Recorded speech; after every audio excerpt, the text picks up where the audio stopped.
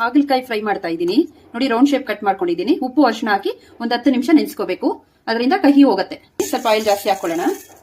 ಮತ್ತೆ ಸಾಸಿವೆ, ಈಗ ಬೆಳಗ್ಗೆ ಹಾಕ್ತಾ ಇದ್ದೀನಿ. ಮತ್ತೆ ಆನಿಯನ್ ಒಂದು ಹಾಕ್ತಾ ಇದ್ದೀನಿ, ಅರಿಶಿನ ಹಾಕ್ತಾ ಇದ್ದೀನಿ. ಇದನ್ನ ಜೀರಿಗೆ ಹಾಕಿದ್ರೆ ಸ್ವಲ್ಪ ಕಹಿ ಇದು ಹೋಗುತ್ತೆ, ಘಮ ಘಮ ಅಂತಾನು ಇರುತ್ತೆ. ಈಗ ಟೊಮೆಟೊ ಚಿಕ್ಕದು ಒಂದೇ ಒಂದು ಟೊಮೆಟೊ ತಗೊಂಡಿದ್ದೀನಿ.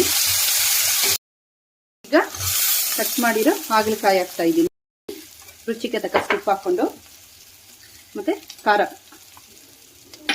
ಮತ್ತೆ 1 ಸ್ಪೂನ್ ಧನಿಯಾ ಪೌಡರ್. ಈಗ ಒಂಚೂರು ಬೆಲ್ಲ ಹಾಕ್ಬಿಟ್ಟು ನೀಟಾಗಿ ಫ್ರೈ ಮಾಡ್ಕೋಬೇಕು. ನೀರು ಹಾಕ್ಬಿಟ್ಟು ಒಂದು 5 ನಿಮಿಷ ಕುದಿಸ್ಬೇಕು.